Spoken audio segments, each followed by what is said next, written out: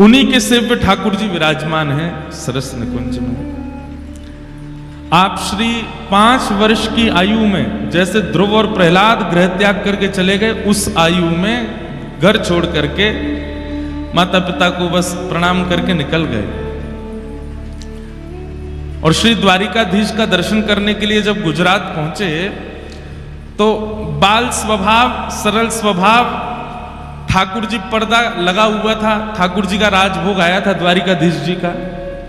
तो आजकल तो बैरिकेटिंग लगा दी जाती है, बहुत सिक्योरिटी रखी जाती, कोई आगे ना आवे, अपरस की बड़ी मर्यादा रखी जाती। ध्यान से सुनिएगा। लेकिन प्राचीन काल में एक तो दर्शनार्थी भी कम होते थे और लोग बड़े मर्यादित भी रहते थे, इसलिए मंदिरों में ज्यादा सिक्योरिटी और ये सब नहीं होता था। तो राजभोग हो रहा था, द्वारिकाधीश जी का केवल पर्दा लगा हुआ था। और श्री बलदेव दास जी महाराज आप दर्शन कर रहे थे, छोटे से थे, तो पर्दा लगा तो इनको लगा पता नहीं पर्दे के पीछे क्या हो रहा है, ये ठाकुर जी पर्दा लगा के क्या कर रहे हैं भीतर। तो छोटे बालक थे, पुजारी इधर उधर हुए, ये भीतर घुस गए और जैसे ही पर्दा के भीतर जाके देखा तो साक्षात श्री द्वारिकाधीश जी और रुक्मणी जी एक थाल में बैठ करके प्रसाद पा रहे थे। और आप दोनों चकित रह गए और ये छोटे से सामने खड़े होकर के श्री प्रियालाल जी का दर्शन कर रहे थे। तब रुक्मणी जी और द्वारिकाधीश जी ने कृपा करके, जैसे कोई बालक हम भोजन पा रहे हो तो पास आ जाता है, तो हम अपनी थाली में से कुछ दे देते हैं, तब ठाकुर जी ने अपनी थाल का प्रसाद इनको प्रदान किया अपने हाथ से। ऐसे श्री आचार्य चरण श्री बलदेव दास जी महाराज परंपरा में आपके पूज्य महाराज जी के श्री परदादा गुरु, बड़े दादा गुरुदेव श्री बलराम दास जी महाराज। फिर आपने ही आज्ञा की श्री सरस माधुरी जी को कि आप गृहस्थ आश्रम प्रारंभ करो। इस परंपरा में अब गृहस्थ आश्रम होना चाहिए। आप कहेंगे महाराज जी क्यों आज्ञा की? अरे जब ठाकुर जी आज्ञा दे सकते हैं श्रीमद वल्लभाचार्य जी को, अभी वल्लभाचार्य जी का चरित्र आएगा तो आप लोग सुनेंगे, स्वयं श्रीनाथ जी आज्ञा करते हैं कि आप गृहस्थाश्रम में जाओ, आपको लाला बन के आऊंगा मैं। और श्रीनाथ जी भी नहीं, श्रीमद वल्लभाचार्य जी को श्री पंढरपुर में श्री विट्ठल भगवान आज्ञा करते हैं। चंद्रभागा नदी के तट पर श्री वल्लभाचार्य जी, अब वो चरित्र आएगा तो मैं विस्तार से सुनाऊंगा, वहां पर श्री वल्लभाचार्य जी महाराज विराजमान थे और आपकी भावना नहीं थी गृहस्थाश्रम में जाने की, लेकिन साक्षात श्री पंडरीनाथ भगवान प्रकट भये और प्रकट होकर के बोले कि आप गृहस्थाश्रम में जाओ।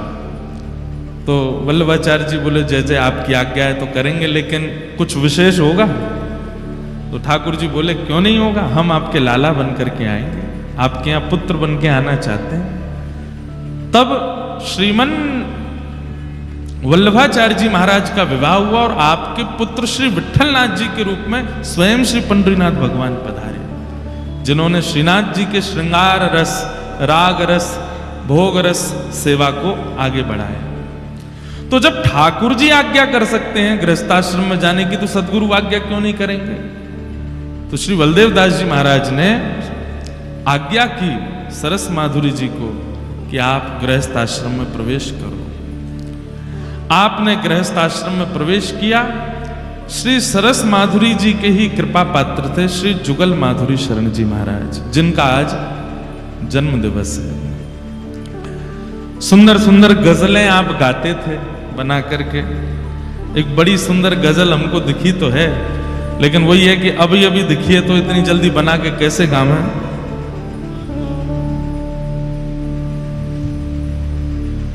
लेकिन शब्द सुनिएगा। अब जैसे भी हम गावे, महाराज जी क्षमा करिए, गजल गाई नहीं कभी, गाई तो है पर छुप छुप के गाई है। अब मिल गया ना ग्रंथ, आज से गजल ही गानी है।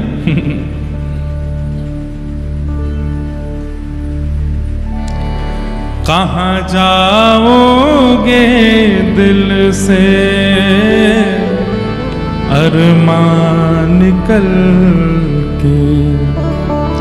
बहुत सारी गजल दिखाई पर हमको ये वाली थोड़ी न भाग गई मन में। अच्छा, इनकी गजल सब ठाकुर जी के लिए और श्री गुरुदेव भगवान के लिए। कहाँ जाओगे दिल से अरमान निकल के, रहो दिल ही दिल में, रहो पर संभल के। नवाज़े यूं ठुकराए उनकी है मर्जी, या तो मेरे हृदय को स्वीकार करें या ठुकरा दें, उनकी मर्जी है। मेरा काम प्रस्तुत करना है, मैं प्रस्तुत करूंगा। स्वीकार करना और अस्वीकार करना ये उनकी मर्जी है। यही तो, इसी को कहते हैं भक्त, इसी को कहते हैं वैष्णवता। जिद नहीं करनी है, बुरा नहीं मानना। शायद एक बालक यहां बैठा भी होगा, 2-4 बालक 5 सीकर से ही लगे, महाराज जी दीक्षा दो, दीक्षा दो, दीक्षा दो, हर दिन दीक्षा दो, दीक्षा दो। ऐसे नहीं होता। आपका काम एक बार प्रार्थना करना है, देना ना देना ये गुरु की मर्जी है। आपका काम एक बार गोविंद देव जी से प्रार्थना करना है। हम आपसे एक बात, थोड़ा ने कम करो भाई, नए हल्को हल्को कम कर दो, हमारी बात मान लीजिए, या तो हमारी आवाज बढ़ा दो या इनकी कम कर दो, ऐसा कुछ कर दो। क्या बता रहा था मैं? पीछे पड़ना प्रेम नहीं होता। जिसका प्रेम होता है ना, वो एक बार प्रस्तुति करता है, एक बार कहता है, सामने वाला स्वीकार करे ये उसकी राजी, अस्वीकार करे ये उसकी राजी। मेरे चित्त में तो प्रेम है ना, पीछे पड़ना प्रेम नहीं होता।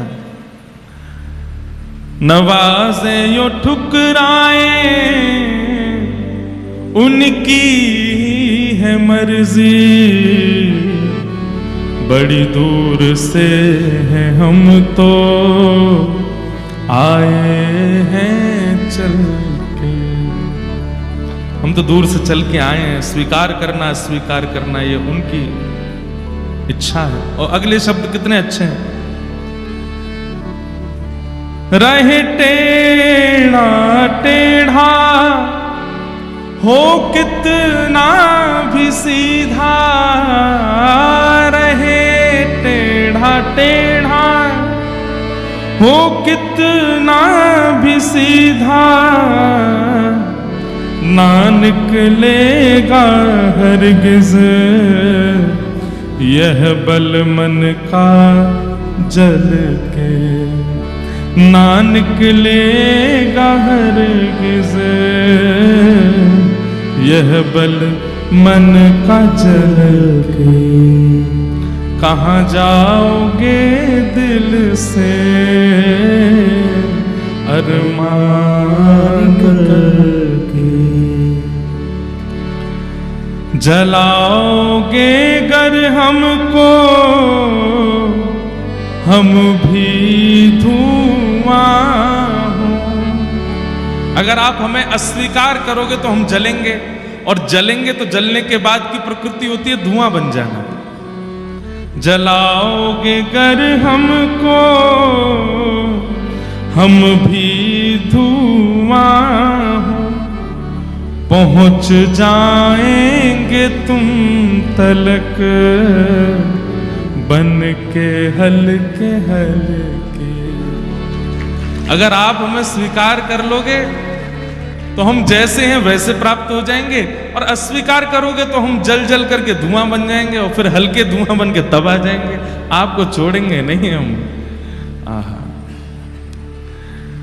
सरस तो जुगलियों समा जाए दिल में, सरस तो युगलियों समा जाए दिल में, जो छल के द्रगों से, जो छल के द्रगों से सरस रस ही छल के, जो छल के द्रगों से सरस रस ही छल के। सरस तो जुगलियों समा जाए दिल में, मतलब मेरे गुरु मेरे चित्त में ऐसे समा जाएं कि नेत्रों से अश्रु भी निकले ना तो वो भी सरस ही निकले। ऐसे श्री जुगल माधुरी शरण जी के आज प्राकट्य दिवस की आप सबको बधाई हो, बधाई हो, बधाई हो। और आश्चर्य की बात सुनो, श्री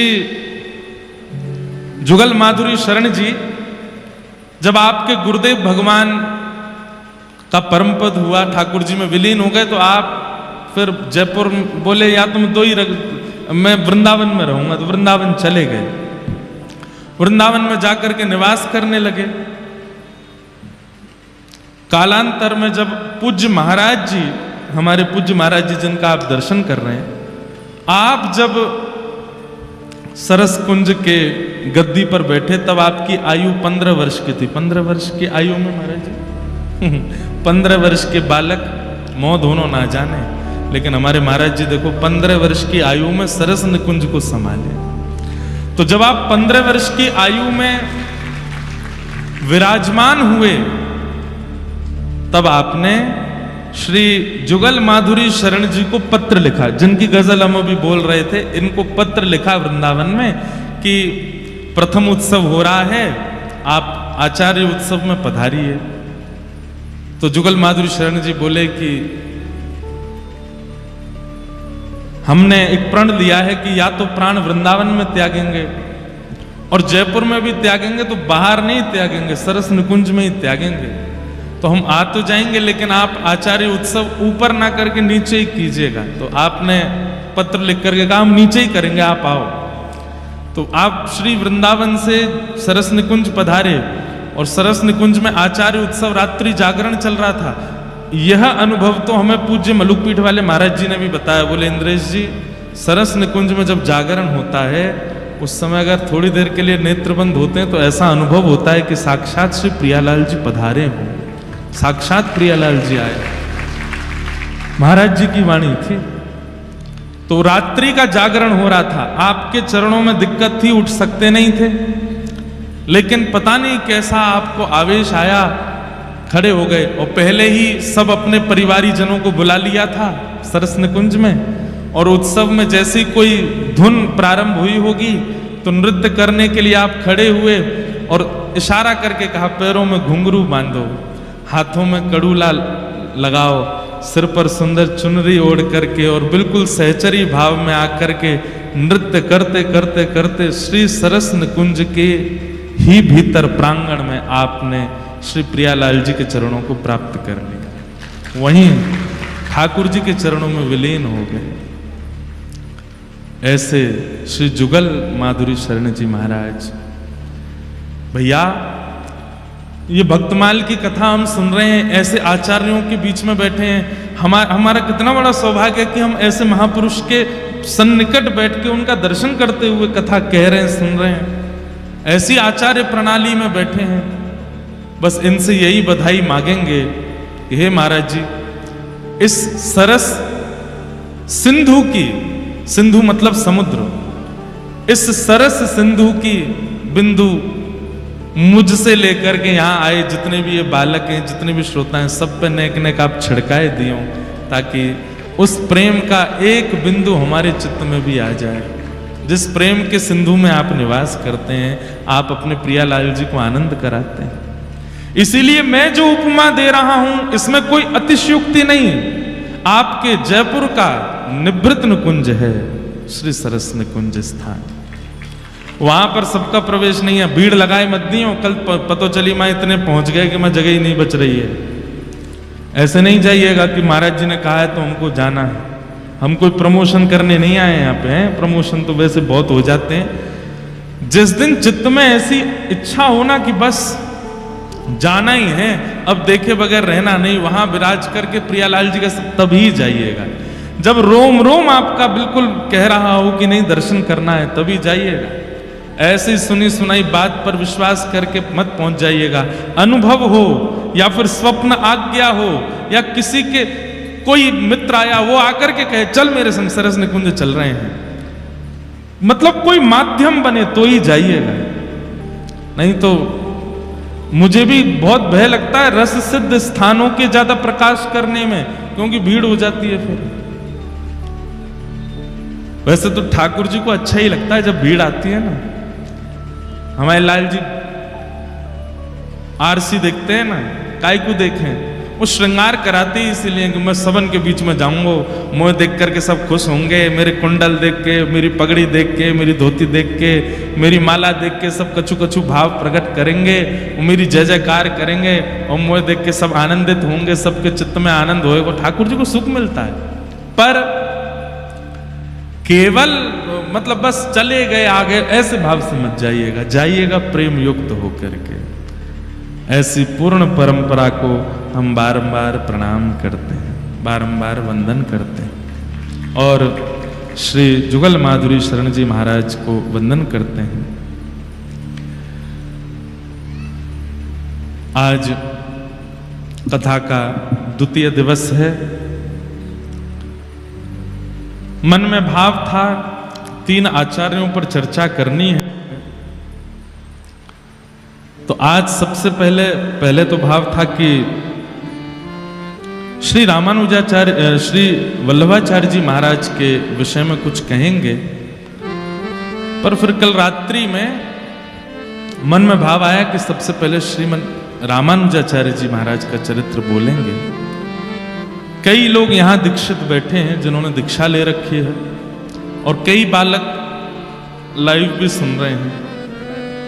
हमने आज तक अपने आचार्य चरण का विशिष्ट रूप से परिपूर्ण चरित्र नहीं कहा है, पहली बार कहने जा रहे हैं। हमारी एक बात बहुत ध्यान से सुनिएगा। श्री आचार्य चरण श्री रामानुजाचार्य जी महाराज का चरित्र रस सिद्ध महापुरुषों से थोड़ा भिन्न हो सकता है।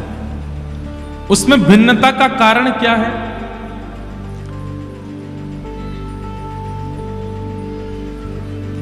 हम लोग एक बात कहते हैं ना कि जैसे संपन्न माता पिता होते हैं, अगर आप देखने के लिए जाओगे तो हो सकता है आपके दादाजी या परदादाजी इतने संपन्न नहीं रहे होंगे, उन्होंने मेहनत करके संपन्नता प्रदान करवाई।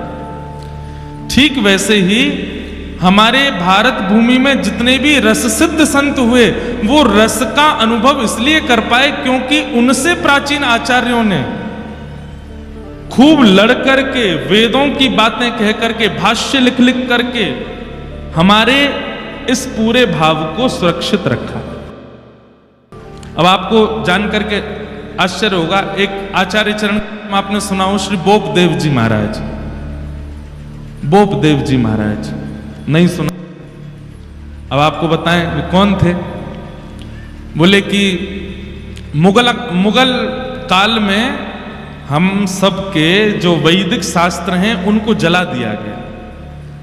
एक ऐसी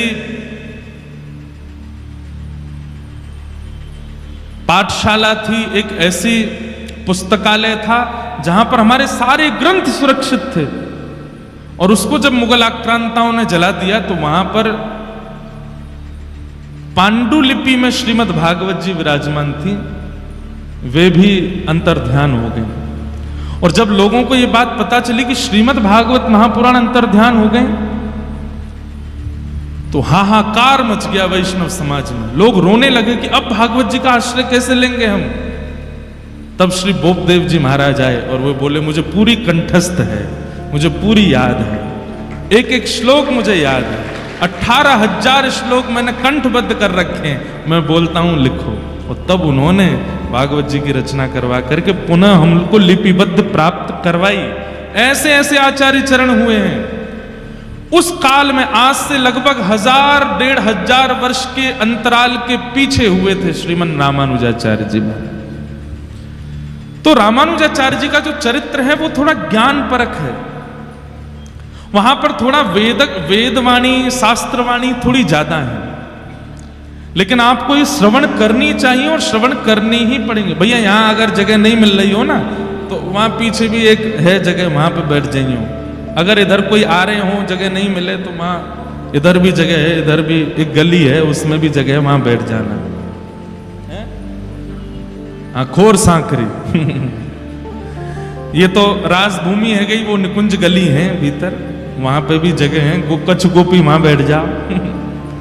ठाकुर जी रास करते करते महू आ जाएंगे, गली में ही फंसे, यहां से तो भाग जाएंगे, गली से तो भगू नहीं पाएंगे, तो गली में बैठ जाओ। कई लोग सोच रहे होंगे हमको सन्मुख बैठना है, तो गली में क्या बैठे, टीवी पे क्या देखें। ये तो बड़ा रासमंडल है, यहां से तो ठाकुर जी इधर उधर भाग भी सकते हैं, गली से तो फंस जाएंगे, वहां से कहां भागेंगे। गली में बैठो तो वहां बैठ के कथा सुनोगे तो कथा फंस जाएगी भीतर, निकलेगी नहीं। एक तो हमारे श्री लोकेश भैया से कल हमने कही, एक कॉपी दो हमको कुछ लिखना है, ऐसी कॉपी ला के दी, उस पर बाहर लिखा तू बाहर मिल। अब लिखते लिखते जैसे ही कॉपी बंद होती है, मैं लिखी जय हो आचार्य चरणों की वाणी लिख रही है, इसमें हम लिख रहे हैं जगह जगह ग्रंथों से भाव निकाल करके, और जैसे ही कॉपी बंद करता हूं तू बाहर मिल। भैसा लग जाता है कि कहीं आचार्य चरणी तो नहीं करे, तू बाहर मिल।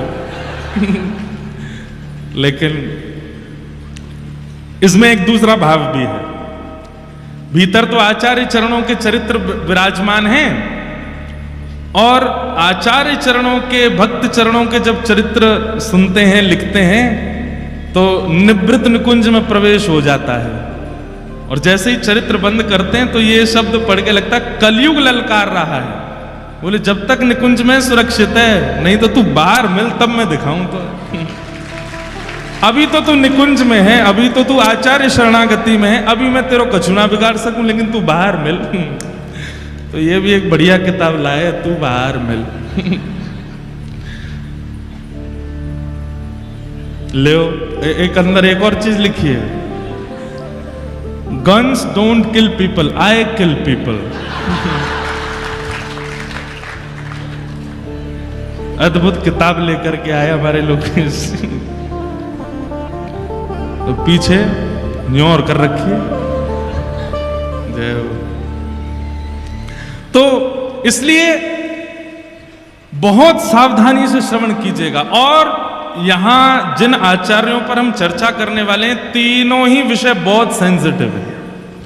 श्रीमन रामानुजाचार्य जी महाराज, श्रीमन चैतन्य महाप्रभु और श्रीमन वल्लभाचार्य जी महाराज, तीनों ही सेंसिटिव हैं, आपके लिए भी मेरे लिए भी। आपके लिए क्यों? यदि एक सूत्र भी आपसे छूटा तो आप पूरे विषय में खो जाओगे। और मेरे लिए सेंसिटिव क्योंकि अगर एक शब्द भी इधर उधर बोला तो संप्रदाय वाले मुझे नहीं छोड़ेंगे, तुम ऐसे कैसे बोल रहे हो, ये बात तुमने ऐसे कैसे कह दी, ऐसे कैसे कह दी। तो थोड़ा पिछले 10-15 वर्षों में जब से सोशल मीडिया एक्टिविटी शुरू हुई है, संप्रदायों में थोड़े लड़ाई झगड़े शुरू से भी बहुत ज्यादा हो गए। इसलिए हम लेकिन इन सब मतों को इसलिए नहीं कह रहे हैं कि हमें किसी संप्रदाय को बड़ा छोटा या विशिष्ट बताना है, हमें केवल आचार्य चरण की रहनी सुननी है, आचार्य चरण की कथनी सुननी है, और उनमें से जो हमारे जीवन में आ सके उसको करना है। इसलिए जो रामानुजी वैष्णव बैठे हैं उनसे भी मेरी प्रार्थना कि जब चैतन्य महाप्रभु का चरित्र आए तो उनसे भी सीखिएगा, जब श्रीमद वल्लभाचार्य जी का चरित्र आए तो उनसे भी सीखिएगा, जब सरस माधुरी जी की चर्चा हो तो उनसे भी सीखिए, हरिराम व्यास जी की चर्चा हो तो उनसे भी। ये मत सोचिएगा कि ये तो अन्य संप्रदाय के, इनकी बात हम कैसे माने। हाँ, कुछ नियम ऐसे हैं, उन नियमों में अपने संप्रदाय के भाव, अपने गुरु की आज्ञा माननी है, पर रहनी करनी, और सबसे बड़ी बात ठाकुर जी को प्रसन्न करने के व्यवहार, ये आप सब संप्रदायों से ले सकते हो। समझ में आ गई बात? तो ऐसे ही श्री रामानुज संप्रदाय, जिस संप्रदाय में हमारी दीक्षा है, जिस संप्रदाय में कई सारे बालक यहां बैठे हैं जिनकी दीक्षा हुई है और जो लेना चाहते हैं, ऐसे श्री रामानुजाचार्य जी महाराज। आइए उनको प्रणाम कर लेते हैं, फिर उनके चरित्र को सुनेंगे। सहस आश उपदेश करी जगत उदाहरण जतन कियो, गोपुर हुए आरूढ़ उच्च स्वर मंत्र उचारो, सूते नर परे जाग 72 श्रवण ने धारो, तितने ही गुरुदेव पद्यति भई न्यारी न्यारी, गुरु तारक शिष्य प्रथम भगति बपु मंगलकारी। कृपण पाल करुणा समुद्र, रामानुज सम नहीं बेयो, सहस्य आश उपदेश करी जगत उदाहरण जतन किए। सबसे पहली बात, भक्तमाल की कथा है, इसलिए एक एक भाव बहुत विस्तृत रूप से आचार्य चरणों का प्रस्तुत हो ये जरूरी नहीं है। जो मूलतः दूसरों में भक्ति का संचार करे वही भाव यहां कहे जाएंगे। श्री रामानुजाचार्य जी कौन है? जितने भी आचार्य चरण पृथ्वी पर पधारे हैं ये निश्चित ही ठाकुर जी के ही कोई अनुचर आते हैं, ठाकुर जी ही किसी को भेजते हैं या ठाकुर जी स्वयं आते हैं। ऐसे ही श्री रामानुजाचार्य जी कौन है? ये शेषावतार हैं, भगवान के शेषनाग। ठाकुर जी पौड़े हैं शेषनाग के ऊपर, और तभी ठाकुर जी को हम जीवात्माओं की स्थिति पर बड़ी चिंता हुई, तो सबसे समीप रहने वाले श्री शेषनाग भगवान बोले कि भगवान आप बड़े चिंतित लग रहे हैं, क्या बात है? तो ठाकुर जी कहते हैं कि हमको जीवात्मा पर बड़ी दया आती है कि इनका उद्धार कैसे होगा, इनका कल्याण कैसे होगा। तब शेषनाग भगवान बोले आप आज्ञा करें। बोले आज्ञा तो कुछ नहीं है, बस हम आपसे एक ही चीज चाहते हैं कि आप जाइए, आप हमारे बहुत समीप रहते हैं, हम पूरे दिन आप पर ही पौड़े रहते हैं, आपको हमारा बड़ा सामीप्य प्राप्त है, तो निश्चित ही आपकी क्रिया हमसे मिलती जुलती होगी और हमसे विशिष्ट भी हो सकती है, तो कृपा कर आप पृथ्वी पर जाइए और जीव कल्याण कीजिए। तब श्री वैष्णव परंपरा में श्री रामानुज स्वामी जी महाराज का आज से लगभग 1000 वर्ष पूर्व प्रादुर्भाव हुआ, और उन्होंने भक्ति की रक्षा के लिए शास्त्र सम्मत बातें कह करके, और उस काल के जो लोग धर्म शास्त्रों को विध्वंस करने में लगे थे उनसे लड़ करके, अपनी बातें रख करके हमारे वैदिक सनातन धर्म और श्री वैष्णव परंपरा को सुरक्षित किया। लेकिन हम आचार्य चरणों के संपूर्ण चरित्र से पूर्व इस परंपरा के प्रथम आचार्य के भाव से प्रारंभ करेंगे। बहुत ध्यान से सुनिएगा, हम जगह जगह से भाव ढूंढ ढूंढ के लाए हैं, आप सबके बीच में कह सकें, बता सकें। बहुत सावधानी रखिएगा। भगवान के एक नित्य पार्षद हैं और उन पार्षद का नाम है श्री विश्वक्सेन जी महाराज, जो ठाकुर जी के नित्य पार्षद भी हैं और ठाकुर जी जैसे ही हैं। श्री विश्वक्सेन जी, विश्वक्सेन जी महाराज पृथ्वी पर सटकोप स्वामी जी के रूप में प्रकट हुए, जो कि श्री वैष्णव परंपरा के प्रथम आचार्य हैं, श्री सटकोप स्वामी जी महाराज। दूसरे भगवान के जो गरुण जी हैं, श्री गरुण जी महाराज मधुर कवि जी के रूप में पृथ्वी पर प्रकट हुए। ये दो नाम याद रखिएगा, एक सटकोप स्वामी जी और दूसरे श्री मधु कवि जी, मधुर कवि जी। तो भगवान के जो गरुण जी हैं वे मधुर कवि जी के रूप में प्रकट हुए, और श्री विश्वक्सेन जी महाराज वो सटकोप जी के रूप में प्रकट हुए। सटकोप जी के प्रादुर्भाव का चरित्र बहुत सुंदर है। सबसे आश्चर्यजनक बात यह है कि आपका पृथ्वी पर आगमन कब हुआ था? जब ठाकुर जी को यहां से लीला प्रस्थान किए,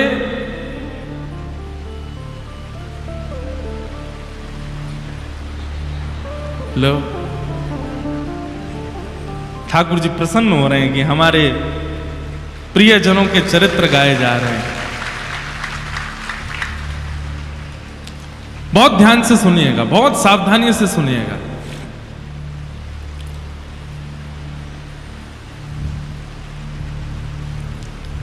दक्षिण भारत में अधिकतर हमारी संप्रदाय विस्तृत है, उत्तर भारत में इतनी विस्तृत नहीं है। उसके पीछे भी कारण है कि हमारे श्री वैष्णव संप्रदाय के अधिकतर ग्रंथ या तो तमिल भाषा में हैं या फिर प्योर संस्कृत में है। हिंदी काव्य में उनका इतना अनुबंध नहीं है, इसलिए उत्तर भारत में श्री वैष्णव परंपरा इतनी विस्तृत नहीं है, पर फिर भी बहुत विस्तृत है। दक्षिण भारत में जाएंगे तो वहां अन्य संप्रदाय आपको दिखेंगे ही नहीं। वहां हर जगह मंदिर में आपको लाल श्री तिलक दिखेगा, श्वेत ऐसे तिलक दिखेगा, अधिकतर यही संप्रदाय का स्वरूप आपको दिखेगा। और श्रीमद् भागवत जी भी इस बात की पुष्टि करती है कि भक्ति का प्रादुर्भाव दक्षिण में होता है। उत्पन्ना द्रविड़ेशाहम वृद्धिम कर्णाटके गताम क्वचित क्वचिन महाराष्ट्रे गुर्जरे जीर्णताम गता। तो दक्षिण भारत में एक राजा हुए, उनका नाम था करिमारन। तो श्री करिमारन राजा जो थे, ये राम नाम में बड़ी निष्ठा थी इनकी, राम राम राम राम जपते ही रहते थे। इनकी पत्नी का नाम था रानी उड्डयनंगई, दक्षिण भारतीय नाम है उड्डयनंगई। तो करिमारन राजा और इनकी पत्नी रानी उड्डयनंगई, ये दोनों भगवत परायण भक्त थे। राजा दिन रात राम नाम के आश्रय में ही रहते थे। रानी अपने पति के आश्रित रहती थी। एक दिन दोनों राजा और रानी कहीं जा रहे थे मार्ग में, तभी आपको शंख चक्र गदा पद्मधारी श्रीमन नारायण भगवान का एक सुंदर मंदिर दिखाई दिया। बहुत सावधानी से सुनिएगा। बड़े, हमने कहा ना भागवत जी में इधर उधर देख लो तो कोई बात नहीं है, पर भक्तमाल जी का तो एक एक शब्द सुनिए, नहीं तो आपके चित्त से भाव जा सकता है।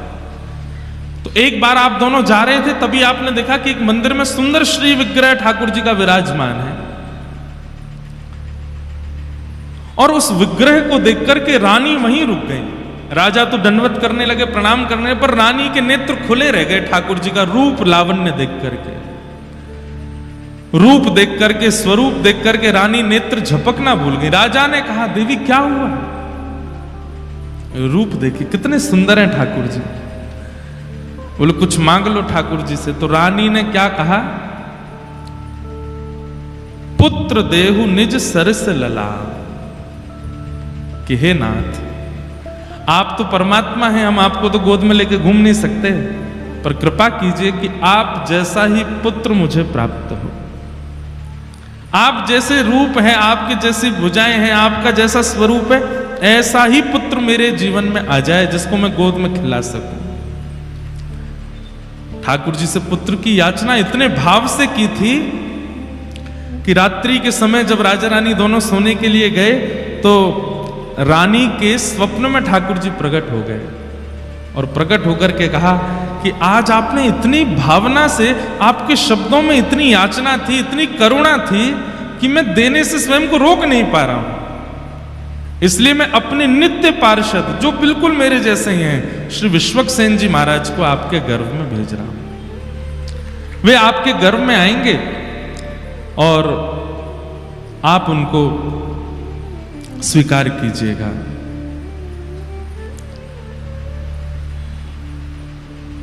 गर्भ में श्री विश्वक्सेन जी आ गए,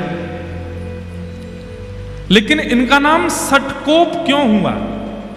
पृथ्वी पर आते इनका नाम सटकोप क्यों पड़ा? उसके पीछे इतनी सुंदर कथा है।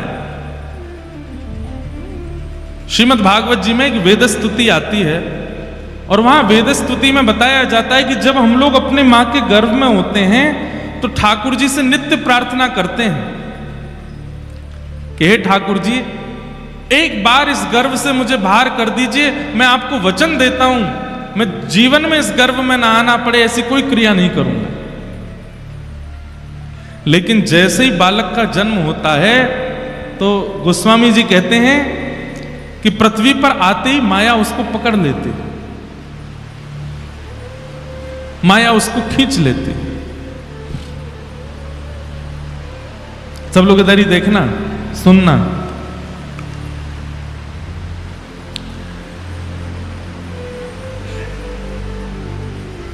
भूमि परत बा डाबर पानी, जनु जी वही माया लपटानी।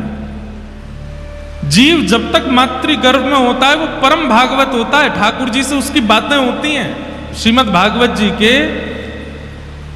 श्रीमद् भागवत जी के कपिल देवूति संवाद में इस बात का प्रस्तुतिकरण है कि उसकी ठाकुर जी से चर्चा होती है, लेकिन जैसे ही उसका जन्म होता है माया उसको ऐसे पकड़ती है, संसार उसको ऐसे पकड़ने लगता है कि फिर वो धीरे धीरे ठाकुर जी से जितनी उसकी चर्चा हुई सब भूल जाता है। लेकिन विश्वक्सेन जी महाराज जी के साथ ऐसा नहीं हुआ। आपका जैसे ही जन्म हुआ तो जन्म लेने के अगले क्षण ही जैसे ही माया आपके ऊपर आक्रमण करने के लिए आई, तो एक तो होता है बालक रोता है, जन्म लेते ही रोता है, पर आपने रुदन ना करते हुए उस सठ माया के ऊपर कोप किया। बालक जन्म लेते गुस्सा करता है, वो जन्म लेते क्रोध किया और माया को सतर्क कर दिया कि सावधान हो जाओ, मुझ पर आक्रमण मत करना, मेरे पास मत आना, मेरे समीप आने की कोई जरूरत नहीं है। तभी इनका नाम पड़ गया सठ कोप। सठ माया के ऊपर जिन्होंने कोप किया, ऐसे श्री सठकोप जी महाराज, ये हमारे आचार्य चरण हुए। और भैया देखो, जल अगर आप पे गिर जाए ना, तो हम एक बात कहते हैं कथा में, ये इधर उधर की जो गतिविधि, प्राकृतिक गतिविधि होती हैं, ये इसलिए होती हैं ठाकुर जी आते हैं कथा में, तो वो ऐसे नहीं आते, ऐसे करके आते हैं। लाइट चली जाना, पंखा बंद हो जाना, वाह।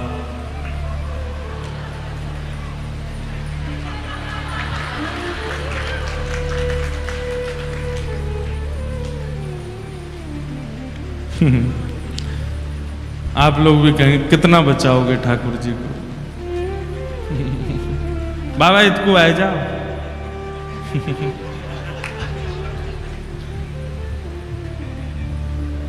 क्या बता रहा था मैं? हाँ, तो आपका नाम सठकोप क्यों पड़ा? क्योंकि सठ माया के आते ही आपने उसके ऊपर कोप किया और उसको कह दिया, संसारी जीवों पर अपनी माया चलाना, मेरे ऊपर तुम्हारा आक्रमण नहीं हो सकता। इसलिए आपका नाम सठकोप हुआ। सठकोप जी का जन्म हुआ, पर जन्म लेते ही इन्होंने अपनी माता जी का दुग्धपान भी नहीं किया। 10 दिन तक दुग्धपान नहीं किया।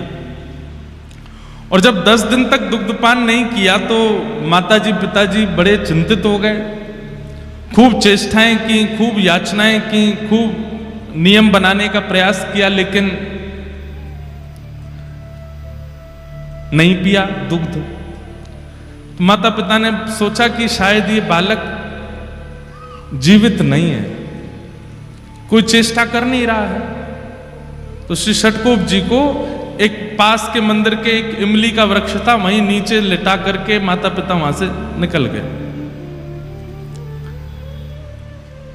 वो तो यही चाह रहे थे, माया में फंसने थोड़ी आए हैं, वो तो जीव उद्धार करने के लिए आए, हम लोगों के कल्याण के लिए आए हैं। इमली के वृक्ष के नीचे ही आप रहे। अब आप विचार करिए कितने दिन रहे होंगे वहां। 13 वर्ष तक वहीं रहे। जन्म लेने के 10 दिन बाद से लेकर 13 वर्ष तक वहीं बैठ करके आप हरि शरणागति, हरि भजन करते रहे, हरि स्मृति करते रहे। दूसरी भाव, हमारे श्री वैष्णव संप्रदाय में श्री सठकोप स्वामी जी ऐसे महापुरुष हुए जो कि श्री किशोरी जी के भाव से युक्त थे, श्री राधा रानी के भाव से। आप निरंतर श्री राधा रानी के भाव में ही निमग्न रहते थे, किशोरी जी का स्मरण करते रहते थे। ऐसा कहते हैं कि आपके जो पद हैं वो विशेष रूप से या तो संस्कृत में होंगे या दक्षिणी भाषा में है, इसलिए उनका भाव तो गा पाना मेरे लिए मुश्किल था। तो हमने पिछले साल जो लोग कथा में आए थे उनको पता होगा, हमने कहा था कि अपने रामानुज संप्रदाय में पद हम निवेदित करेंगे अपने आचार्यों को लिख करके। तो आज एक पहला पद लिखा है हमने अपने संप्रदाय के आचार्यों के लिए। श्री सठकोप स्वामी जी, आपकी स्थिति कैसी है? आप किशोरी जी से याचना करते हैं, किशोरी जी का चिंतन करते हैं।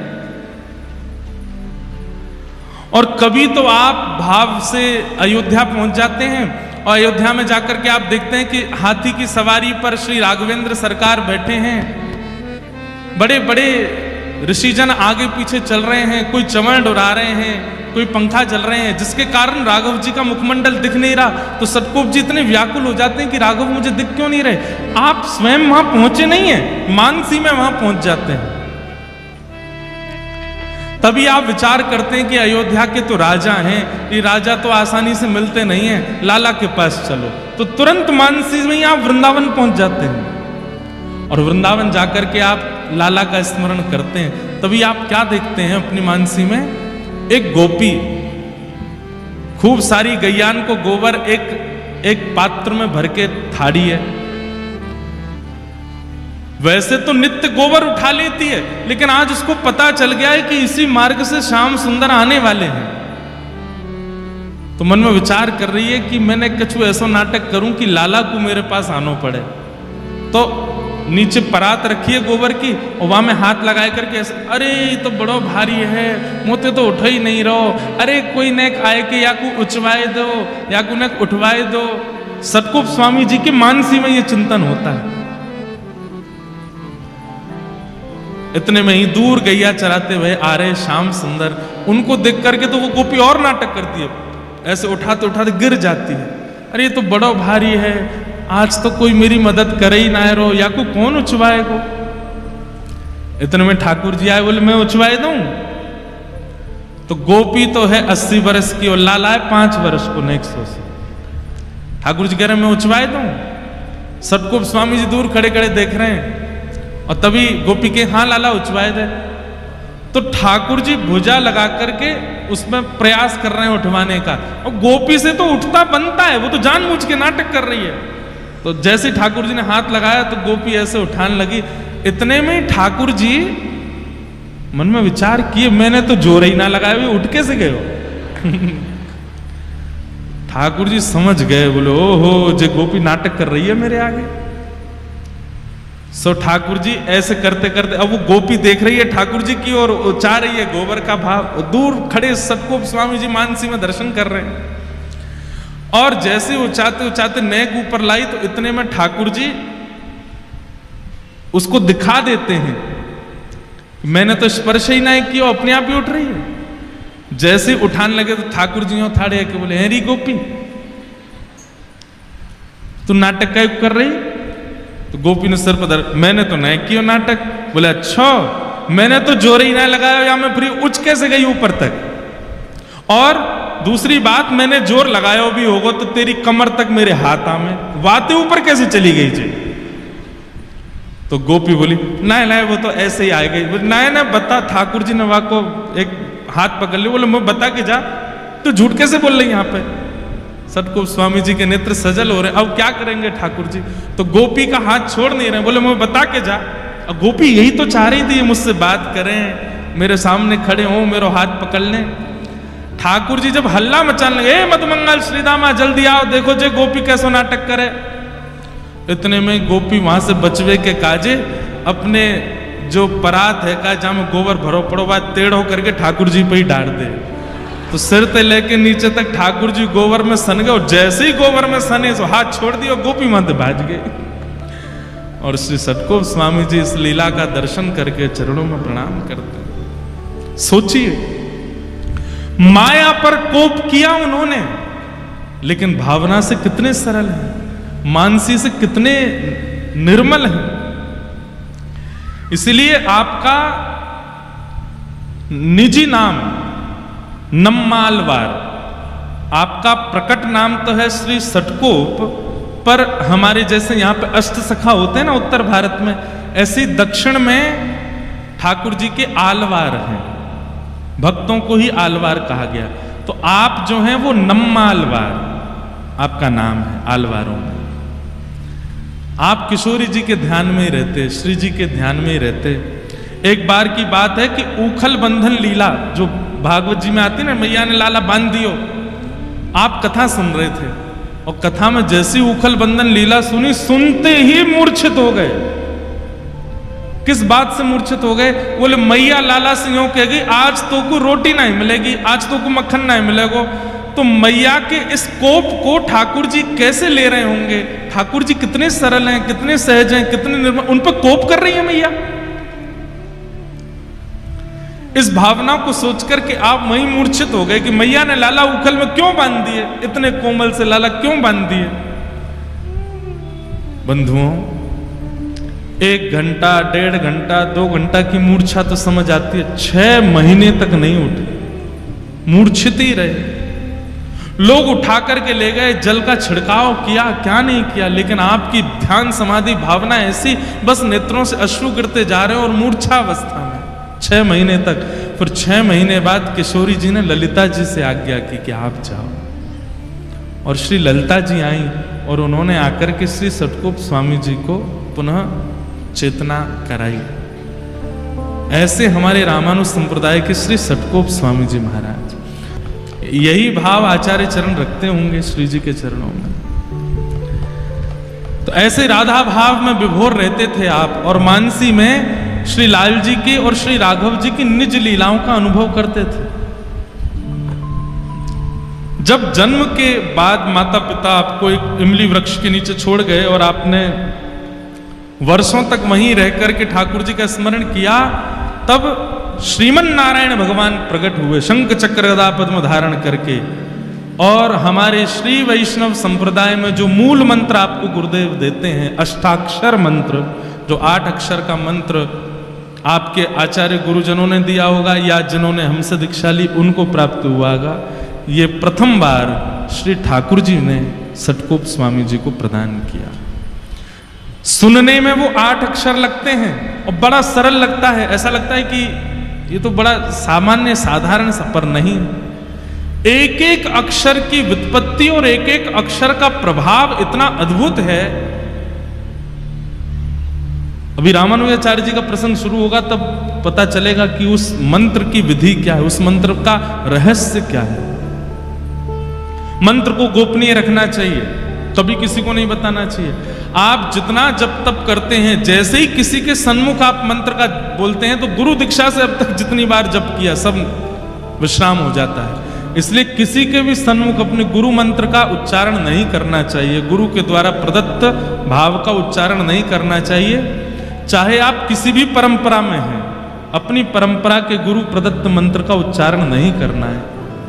सब चीज प्रकाशित कीजिए, पर कुछ चीजें छुपाई जाती हैं और वो छुपी हुई ही अच्छी होती हैं। अब लोग कहें कि नहीं इतना बड़ा पेड़ खड़ा हो गया, इसकी जड़ निकालो, बाहर निकालो, हमें तो देखनी है जड़ कैसी है। जड़ निकालते ही पेड़ तो नीचे गिर जाएगा ना, पेड़ तो नष्ट हो जाएगा ना, ना वो पुष्पित होगा ना वो फलित होगा। इसलिए जड़ तो गोपनीय ही अच्छी होती है। ऐसे ही बड़ी बड़ी इमारतें बनी हो, उसकी नींव तो गोपनीय अच्छी। कोई कहे मुझे नींव देखनी है कैसी है, उसके लिए तो धराशायी करना पड़ेगा ना 12 मंजिल को। ठीक वैसे ही आपकी भक्ति की स्थिति जितनी आगे बढ़ती जाएगी वो तभी बढ़ेगी जब आप अपने